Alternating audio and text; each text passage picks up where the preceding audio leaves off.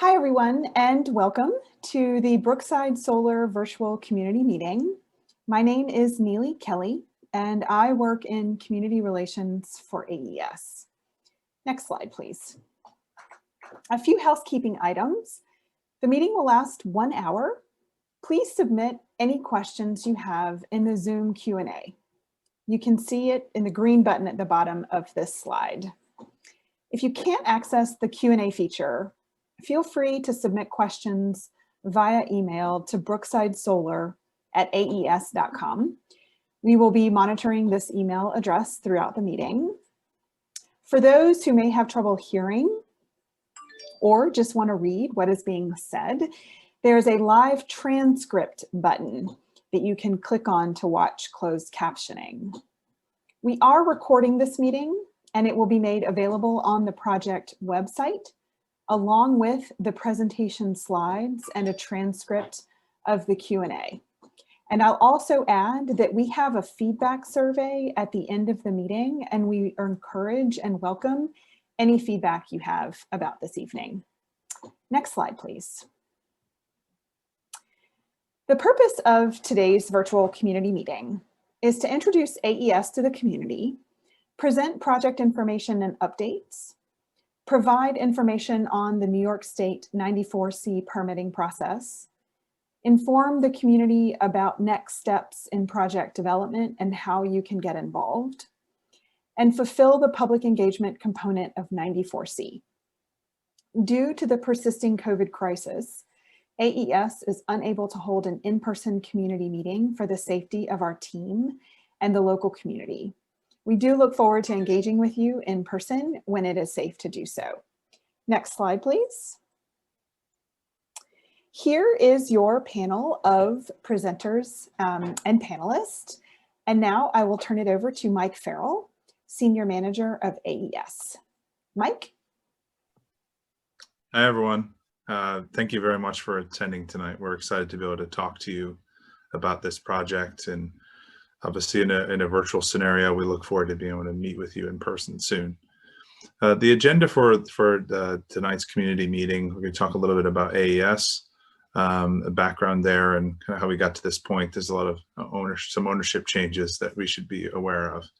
Talk about the project overview, the regulatory overview, including 94C, some community interest topics and study updates, and then a Q&A session. Next slide, please. So AES was formed, AES is a publicly listed power company, we'll get into that, but this group that we're in now is called Aes Clean Energy, and S-Power, previously S-Power was the developer of this project, has merged to form with AES to form Aes Clean Energy. Prior to that, this project was owned by Geronimo, which then was owned by National Grid Renewables, and then S-Power acquired it from there, and I apologize for all the acronyms. The important thing to remember is now the AES team is the same team that was previously developing it. We also have the previous Geronimo developers have joined our team, and also the team that was on the S-Power side is the same people involved with this project. So we've got continuity there, and this merger and the change of ownership does not impact the timeline of development of the project. It's a positive development for the project and for our development in New York State. Next, please. Next slide. AES is a Fortune 500 publicly listed power company. It is the only global power company that actually is headquartered in the United States. As you can see, there's some stats here about the different metrics that we measure about the millions of people served and the operating capacity. The important thing to note here is that the mission is to accelerate the future of energy together. We're looking at solutions to be able to deliver more clean energy across the United States and across the world. We operate under very strict values, safety first, highest standards, and all together. And we're looking forward to bring these values in our team to developing this project in New York. Next slide, please. Aes Clean Energy is a group within AES Corporation. It's about 500 people. It's responsible for the renewable energy development across the United States. The clean energy operating portfolio, as you can see, a little over 3 gigawatts, which is made up of wind, solar, and battery storage projects. significant development portfolio as well. In New York, you'll notice that the operating portfolio is about 160 megawatts. That includes smaller solar projects up to the largest solar project is the 20 megawatt Riverhead solar project in Long Island. We've got a significant development portfolio. A lot of that was composed of the portfolio we acquired from National Grid, and we're excited that the Brookside project forms a very important part of our portfolio, and we're very excited about the project opportunities. Next slide, please. Now I'm going to hand it over to Brett. I failed to mention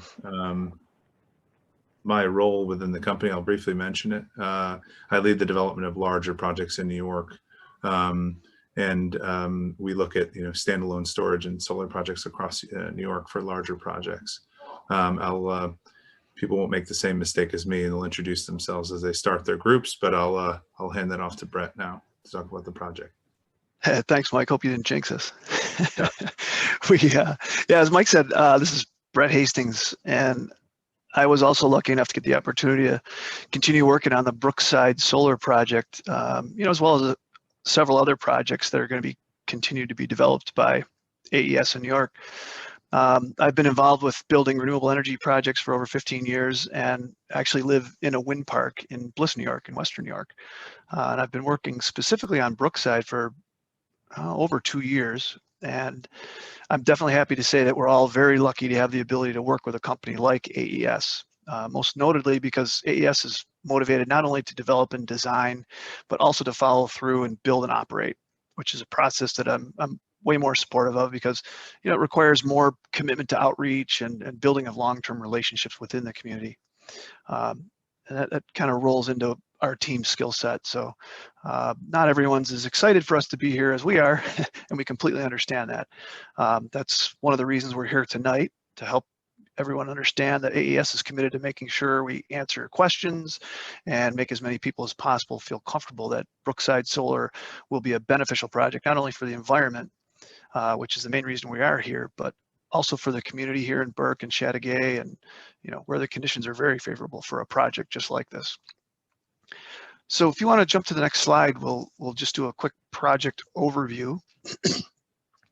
So the nameplate capacity is essentially the capacity of this project at its maximum peak output. So when the sun's shining on all the panels, we're producing 100 megawatts of PV solar energy, PV generated solar energy. We're looking at a 20 megawatt energy storage component, and we'll decide on this prior to submitting our application in the spring. But I wanted to talk to you briefly about the addition of the energy storage to this project. And as research and development in the renewable industry has increased, it's become more and more apparent that storage is going to be a major component of these projects moving forward. We all know renewable resources are very intermittent by nature. So, filling the gaps between cycles of wind and sun, night and day, windy, not so windy, it's very important to the stability of the grid as we inject more renewables into the cycle. And, the world is working to decrease the use of CO2 emitting electricity generators, for instance, like peaker plants, which would, something that would be able to ramp up very quick to fill those gaps. So we're looking to try to replace that with batteries. And it's difficult to list all the reasons that we based our storage decision on, but a few of them, one of the more important ones would be, AES has made a really huge commitment to storage and has a team that specifically focuses on it. And we're extremely confident that storage can be a very safe and essential piece of this project and other projects in New York and across the country, especially considering the goals that we're reaching for, under the climate action plans in New York and, generally all around the country. But a 20 megawatt unit would only take up, it would be less than an acre of space. We would install it near the substation and in compliance with all the state, local, federal regulations. Economically and electrically, it's way more efficient to have distributed energy storage units attached to the grid rather than having like one peaker plant. So there's more instantaneous startup and quite a bit more efficiencies to the build. So we also have 24/7 monitoring of all the units and automatic control of the output if for some reason any issues present themselves. And we'll be working directly with the local EMS and fire departments with regard to safety plans, emergency response, both in the beginning when we're designing and building it, and through operations and maintenance of it. So just a little bit on the battery storage piece that added, which is an addition from the last virtual community meeting that we had back in May of 2020. So the location is right on the border of Burke and Chateauguay, if you're familiar with the location. It's some of the project will be north and some will be south of Route 11. The actual POI, or point of interconnection, will be the NYSEG Chateauguay to Willis 115 kV line. And the line runs right through the middle of our project area. We'll be able to set our project substation and battery storage unit away from roads and buildings to try to minimize, any of the sound concerns or visual concerns of that. So that's a nice feature. We're qualified and ready to enter the New York State Independent Systems Operator, or they call it the NYSO, or they're the controller of the grid. They have a class year facility study that's starting very shortly, actually in the next couple of weeks. They call it the 2021 class year study. And that study takes about a year and helps all of the grid projects understand each other's impacts and scopes, and allows for an efficient and safe integration of these types of projects. Some of the environmental benefits, 133,000 metric tons of CO2 emissions being reduced is a lot. And at the same time, we'll be able to power over 16,000 homes when our project is running online at 100%. And we expect to be operational by the end of 2023. You'll see the term COD. There's all kinds of these terms floating around. That's commercial operations date. So that's the date that everything's been commissioned and producing power and on the grid officially. Next slide, please. So this is good. This is just a brief expected project timeline to kind of help everybody understand where we're at and where we're going. The 2019 to 2021 development phase is where we're at now and where we've been for a little while. This takes quite a bit of time. This is where we assess land opportunities, transmission lines, solar laws, communities that might be interested, counties that might be interested. All that gets pulled together, and then we move into an environmental study phase, which Haley's going to touch on a lot of this, a little bit later, and all the studies that we've been through, the ones we're implementing now, and we'll be performing both pre-application and moving through the life of the project. It's important to note that these studies aren't all just one and done. We'll be continuing to assess and monitor our impacts to the environment in an attempt to ensure we continue to improve it. Also, I might mention too that we've hired some very experienced consultants like TRC and Young Summer, who are here with us tonight, to ensure we get quality, unbiased, solid information. And these folks have had to manage the line between customers like us and the agencies like the DEC and the Army Corps and landowners and stakeholders for many, many years and for many projects. And we're happy to have the opportunity to partner up with them. So as we move on, the next phase will be submitting our application. So Jim will talk a little bit more about the 94C process, but we'll be submitting our 94C application, in May, June timeframe in the spring. We'll be looking to start construction the end of 2022, once all the permits are issued, and also starting, like I mentioned, operations end of 2023. Q4 means quarter four, the last 3 months of that year. How about next project, please? Okay, so this is a more specific location of the project area, and in the past, as compared to the initial project involvement program plan, which is the PIP, which is the Article 10 process that we'll talk a little bit about later. But we had a border, the purple border that was around there, that was sort of the original project boundary. There's been a significant decrease in that project area. The purple line was the original site boundary, and now the red is the current site boundary.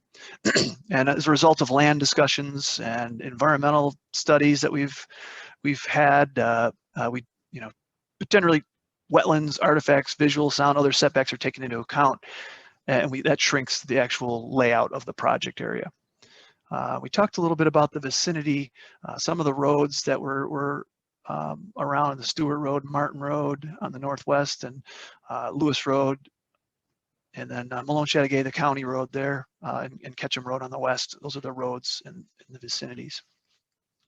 As I mentioned before, the transmission line runs right through the middle of the project. So we'll have that, we won't have to run a transmission line for that. Vegetation is mostly agriculture, with some reverting ag lands along with some brush and emerging forests. And we'll be calculating a little more closely as we get closer to the issuance of our permit, or excuse me, the application for our permit, what the impacts will be to prime agricultural lands specifically. And as I mentioned, we'll have that as part of one of the exhibits. We're also working proactively with the trail coordinators with the local snowmobile trails on all of our projects. In this project specifically, you know, currently we are avoiding the state snowmobile trail, but we'll be connecting with the snow drifters to make sure that there's no smaller trails that run through our project. How about economic benefits? The next page. Great. So a project of this size results in $150 million capital investment, and a project of that magnitude provides a lot of economic benefits, both in the short term and the long term. And what this will do is provide approximately $9 million in estimated tax and other benefits over the first 20 years, just to put a block of time on it to try to measure it. Franklin County, Chateauguay School District, the towns of Burke and Chateauguay, and the special districts within that project area will benefit from this. It's important to note that we don't, with this tax revenue, we don't require any additional services.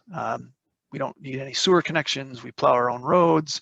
You know, we don't send any kids to the local schools, and you know, we handle our own electrical connections, just as a few examples. So this added tax revenue will be provided to the community without the associated burdens that typically come as a result of new developments. Pursuant to the 94C regulations, there will also be some host community benefits that we'll be working on. Another new benefit that comes out of the 94C regulations is a $500 per megawatt per year electric utility bill credit. Short summary of this is this means about $500,000 of electricity credits that's going to be distributed over 10 years to all the residential electric utility customers in the town of Burke and Chateauguay. And that's a mouthful there, but that's a really nice benefit too. You know, along with this, there's a couple full-time technical and management jobs, operations and maintenance jobs, along with many development and environmental and pre-construction study workers during the first 2 to 3 years of this project. During construction, there's a very large short-term benefit where we're going to have 150 to 200 construction jobs, people working in the area, spending at local hotels and restaurants and diners, and you know, I always mention the Cherry Knoll, other coffee shops, hardware stores, you know, for a full construction season or more. So there's you know, tangible and intangible benefits that will be a result of this project. And without further ado, I think, you know, we'll pass the torch on to my colleague Eric Will. Thanks, Brett. Hi, everybody. Again, my name is Eric Will. I'm a lifetime resident of Central New York. I live down in the Syracuse area. And like Brett, I've been involved with the Brookside Solar Project now since its beginning, which is over 2 years. Brookside Solar's transition to AES ownership, I have to say, has been a pretty seamless one for us, and hopefully for our landowners and stakeholders as well. And I feel this because I will tell you, the community-oriented culture from company to company, it really hasn't changed. AES is very committed to being a good neighbor, and we plan on being fully engaged with Franklin County and the towns of Burke and Chateauguay for many, many years. We'll always welcome opportunities to interact with property owners, schools, public officials, and community organizations, and we'll be receptive to sponsorship and partnership opportunities, as well as to doing things like giving site tours and presentations. We believe a utility scale solar installation it's a community asset that can be used very effectively to promote clean energy awareness and education. In addition, as Brett mentioned earlier, our public involvement program plan that we filed under Article 10 will continue to be our roadmap for our public engagement. That plan in 2020 resulted in a lot of stakeholder interactions. Unfortunately, not many were in-person meetings. Due to COVID, the last one was many months ago, but we hope that's going to change real soon. The last point on this slide emphasizes our desire to be especially supportive of economic development and environmental initiatives, plus STEM education. AES is the first renewable energy company in the United States to join the likes of Microsoft, Boeing, and Procter & Gamble in Discovery Education's STEM Careers Coalition. We're committed to engaging in these kinds of programs that'll help connect students to STEM careers and offer professional development to their teachers. Next slide, please. A year ago, when the project was still owned by National Grid Renewables, we held our first Brookside Solar virtual community meeting. So tonight is the second. Over the last couple of years, we've held many meetings with area landowners, both those participating in the project as well as those who aren't. In addition, we've had communications with town board members and county officials. And recently, Brett and I had a telephone meeting about the project with Assemblyman Billy Jones. We've had quite a few opportunities to discuss the project with community stakeholders, and you can see a few of them listed on this slide. Actually, as I look at it, we haven't yet spoken with the Adirondack Snowdrifters Club, but as Brett said, we don't believe this project will affect their ability to enjoy riding through the area at all. The state trail runs south of the project, but we'll still explore whether there's any local trails we need to think about. We've joined the North Country Chamber of Commerce and hope this will help us get to know the local communities better. Also, at the appropriate time, we'll plan on having meetings with the local fire departments and first responders, and we'll develop emergency response plans. In the spirit of trying to interact with as many organizations as possible, the project information was shared some time ago, for example, with the Chateauguay Historical Society and the Adirondack North Country Association. Finally, given that we always try to use local construction labor and pay prevailing wages, we've had conversations with several labor organizations, including the IBEW, the New York State Laborers Organizing Fund, and the Regional Council of Carpenters. And I got to tell you, in all cases, we've been impressed with their commitment to training their members in the various phases of constructing a solar generation installation. Certainly, there are other organizations and agencies we want to engage with, so this type of interaction will definitely be ongoing. Next slide, please. Finally, we always like to encourage folks to make community engagement a two-way street. We really welcome your input and urge you to never hesitate to reach out to us. You'll notice on this slide, there's a lot of ways to do that. We have a dedicated New York toll-free number. The project has an email address and a website, and real people you can speak with who hold virtual office hours twice a week at the toll-free number. And also on the last side of this slide of this presentation, you'll see my email address and cell phone number as well as Brett's. We believe in being available to you, and when we're not, we'll get back to you promptly. So I think with that, I'd like to introduce our lead permitting attorney, Jim Moscato, to give you a New York State regulatory overview. Jim's a partner in the Young Summer Law Firm located in Albany and has many years' experience permitting utility scale renewable energy projects here in New York. Jim? Thanks very much, Eric. Can you hear me okay?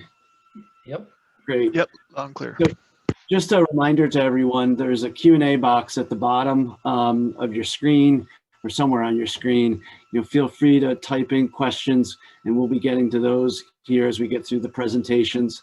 And thanks again for joining us. Again, my name is Jim Moscato and I'm an attorney from the law firm of Young Summer in Albany, New York.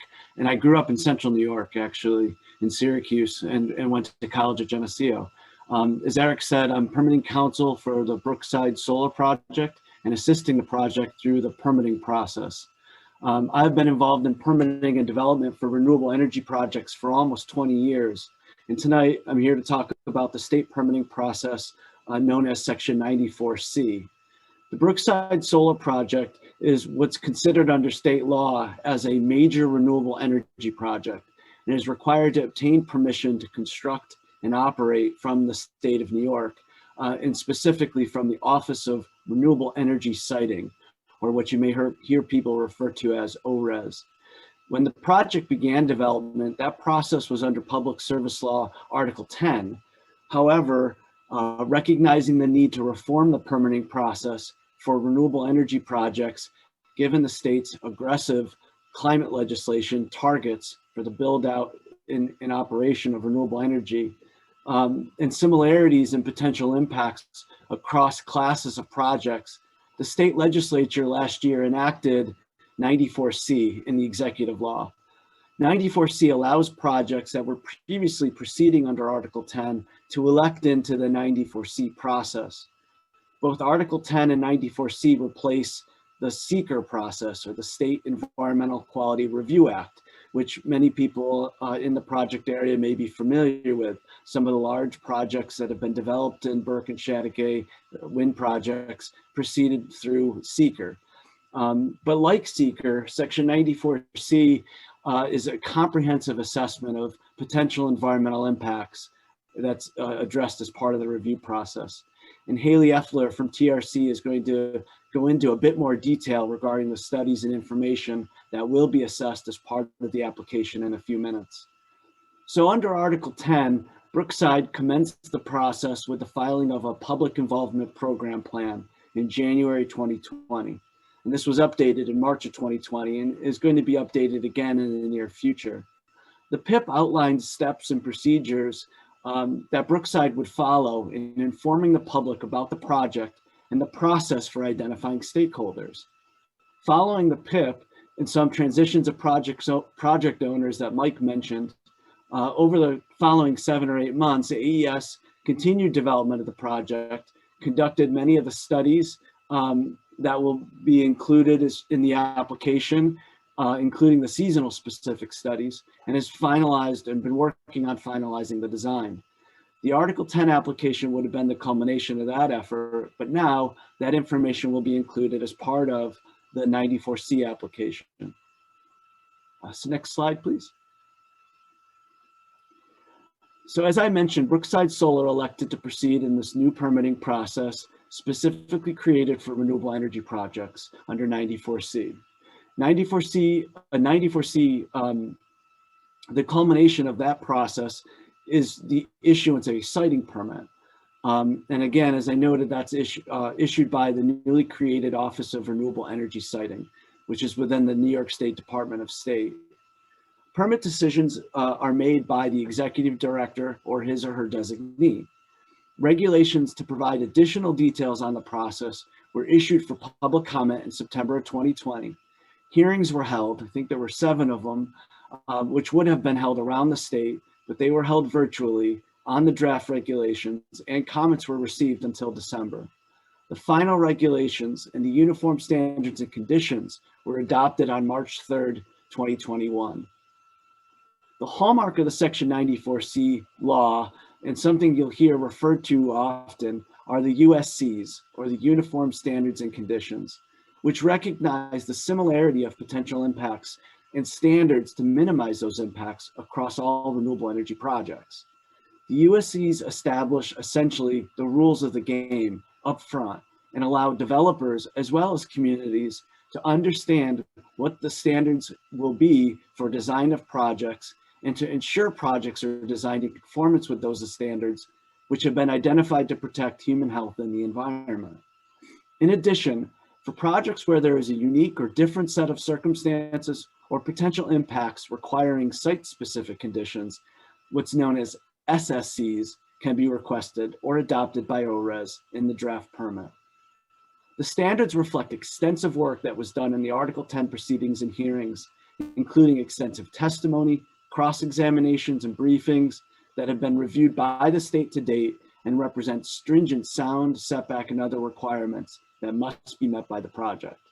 In addition, the USCs require a number of pre-construction compliance filings, plans, and other details to be filed with ORES and approved prior to construction to ensure that construction, if it's approved, will proceed safely. Next slide, please. This is an overview of the Section 94C process. You'll see the red box. That's the "you are here" indicator. As you saw highlighted on the last slide, part of the process involves pre-application consultation, which we are currently engaged in with the state agencies, local agencies, and community members as required by Section 94C.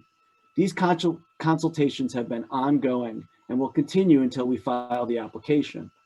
The next box on this slide is the application submission, which in this case, as Brett said, we anticipate an application toward the end of May or June of 2021.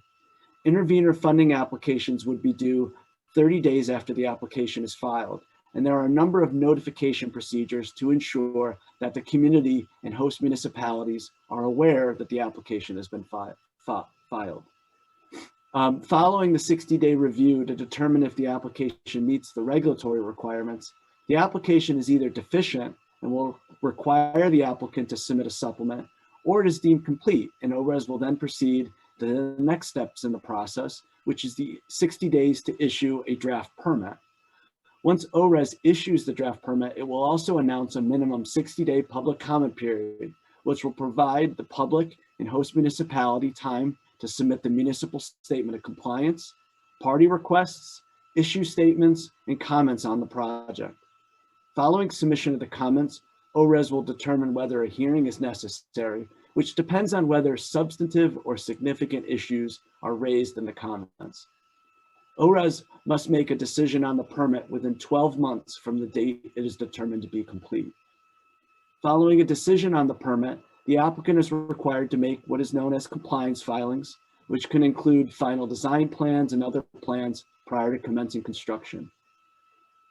And then construction commences, which in this case is anticipated to be late in 2022 in order to meet that target date of the COD date of December 2023.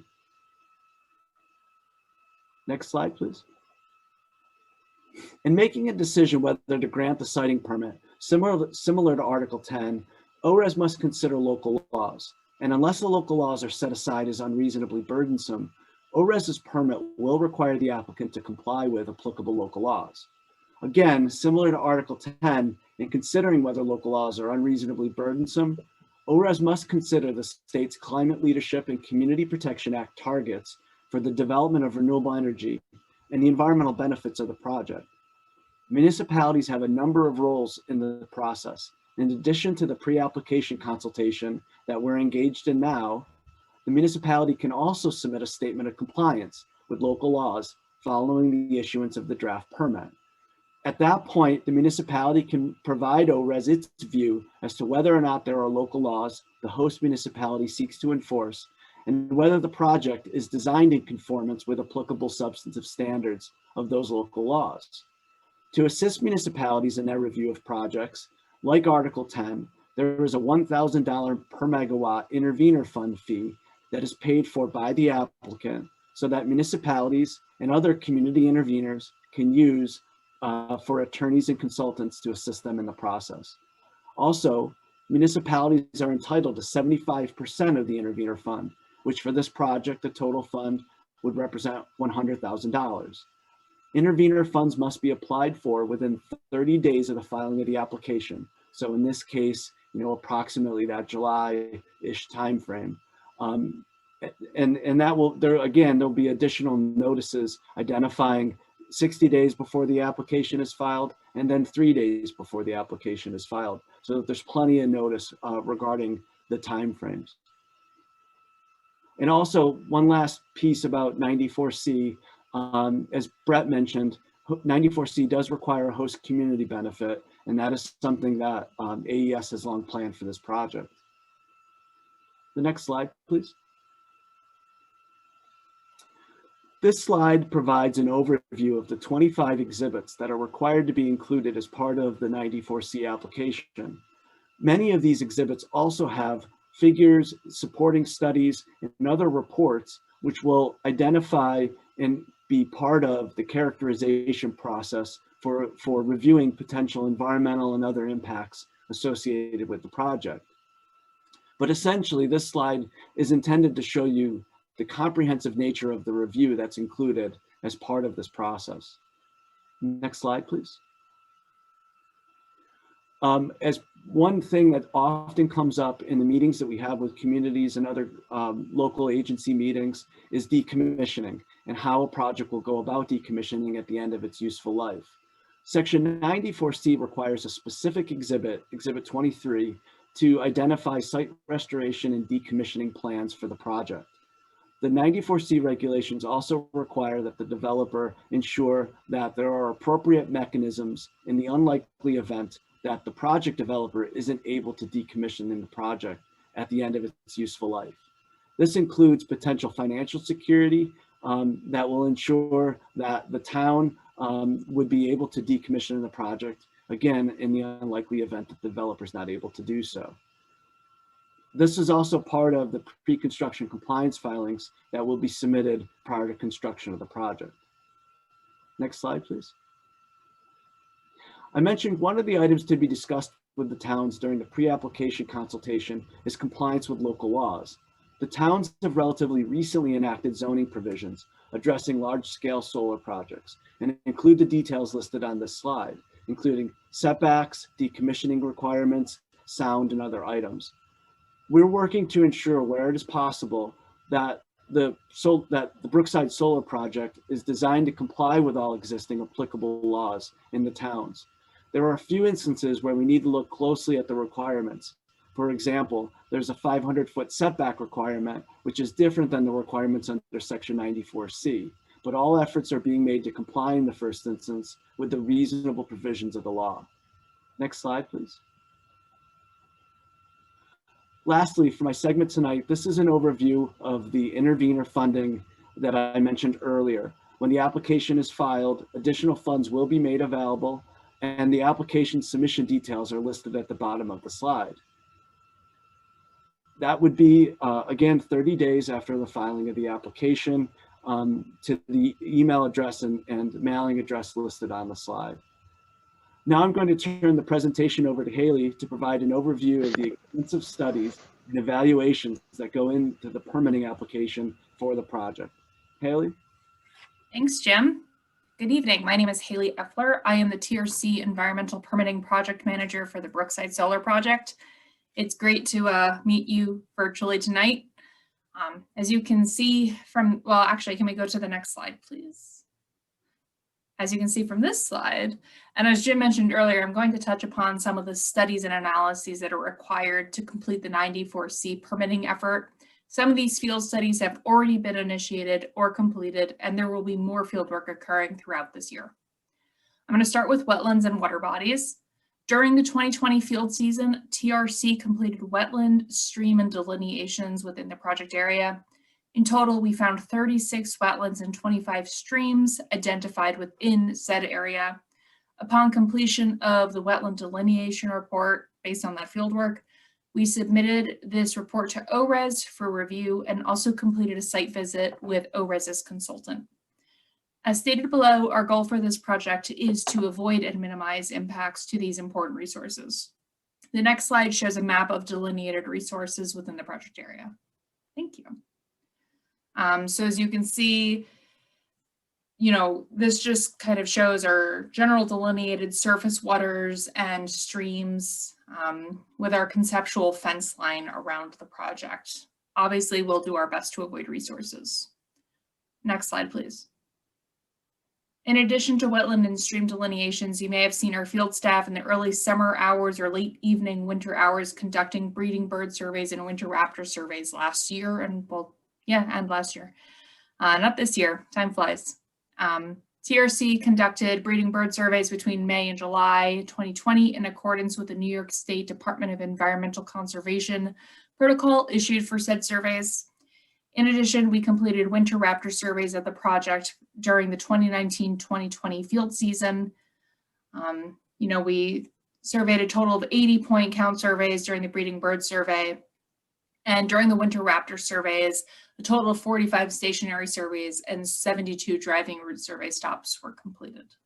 Next slide, please.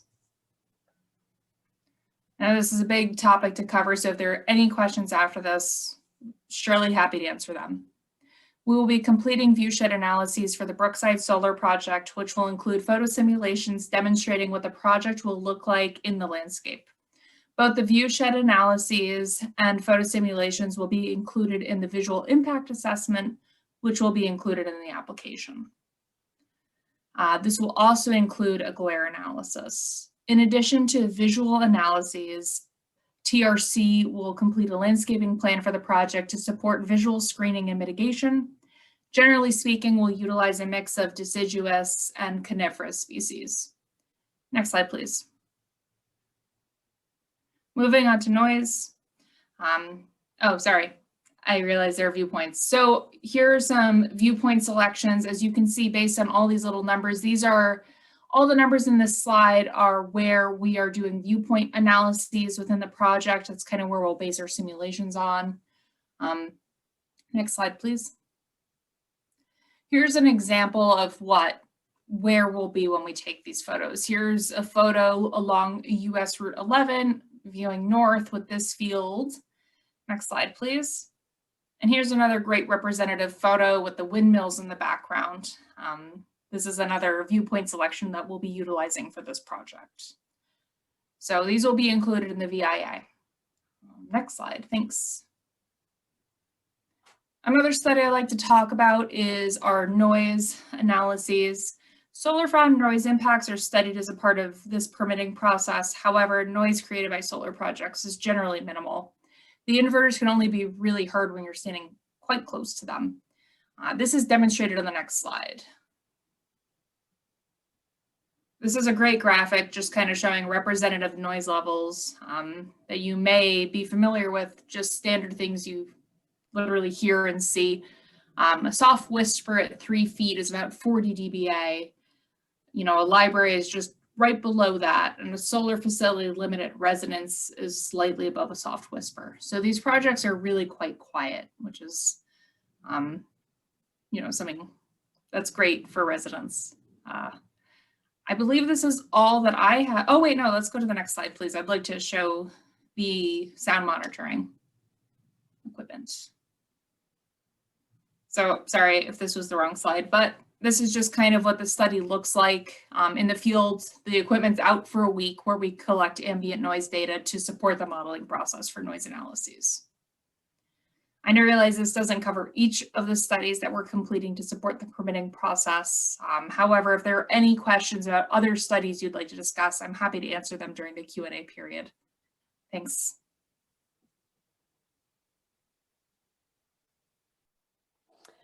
Okay, thank you so much, Haley. Again, I'll remind, we've had a few questions come in the Q&A. If you have any, please submit them. If you are listening on the phone, you are welcome to email them into brooksidesolar@aes.com. When we do finish the meeting, I'll remind you to please fill out our feedback survey about this meeting and contact us at any time. We will be sharing our contact information. Okay, first question. You said that when the sun is shining, the project produces 100 megawatts of electricity, what is the average expected energy production, given that it can be quite cloudy in our area? Thanks, Neely. It's a really good question. So extensive studies are done prior to us getting into the project area to ensure that there's enough of a solar resource to make a project like this viable. And specifically, 100 megawatts is the nameplate capacity. As I mentioned earlier, that means when the sun's shining, brightly during the middle of the day, it's producing 100 megawatts of power. But obviously at night, it's not producing any power. So if you take these swings of sun and no sun, approximately 20% of the time, or a little bit between 20 and 25% of the time, it's producing 100% of the nameplate value, which we call it a capacity factor. But it's designed and built to be in compliance with all regulations as well. So that's, I don't know, Mike Farrell, you want to add anything to that? No, I think you covered it, Brett. That's a good answer. I mean, typically solar projects in this area in the 20 to 25% capacity factor range. Okay, thank you both very much. Next question. Are there bald eagles or other protected species that nest or live in the project area? It's a good question. Haley, do you want to take that one? Oh, sorry, Haley, I'm going to have you flip your mute button back off. Thank you. Yep. Apparently, I'm not a great technologically savvy person, even after all this time. No, there's no evidence of bald eagles within the project site. Any other protected species? Yep, there are other protected species that we're evaluating through several of our analyses right now, but nothing to report on at this time. Okay, thanks so much. Next question. How do you assure you have qualified local labor for the construction on this project? Well, I would say that's one of the reasons we've done a fair amount of engagement to date with some of the labor organizations that I mentioned in my comments earlier, like the laborers, the carpenters, the electrical workers. Taken in whole, they have a significant membership. These projects take a lot of people, and we're trying to make sure they're aware of our timing so that when the time comes, I do believe that the level of competence will be there and there will be the right numbers to deliver on the construction. Okay, thank you, Eric. What is the difference between a stakeholder and an intervener? I can take that one. This is Jim Moscato. So the term stakeholder is generally used more broadly to refer to groups that may have an interest in the project. So when Eric refers to the stakeholders he's engaged in, it's contacting groups and identifying concerns that they may have with respect to the project. And that's partly in part of the pre-application consultation phase. A intervener is somebody who has an interest in the proceeding and formally files party status request when the draft permit is issued. Interveners can seek intervener funds, and that's that 30 days after the application is filed. They become full parties and they can present evidence, potentially raise issues for adjudication, and participate in the more formal phases of the process. So that's the difference between stakeholder and intervener. Thank you very much, Jim. And I believe that is our last question. We have not had any come in via email. And that is, we are through the questions in our Q&A. So if you're listening, if you've joined us tonight from outside AES, from the community, please feel free to share your questions with us. It's always nice when we can answer them all with a presentation. It is. And here's our contact information. ways to get in touch with us. We really encourage people to reach out. We want to be as accessible as possible through our phone number, as Eric said, our email address, our website. Actually, we'll be up in the area week after next. So if anybody wants to get together, we'd love to.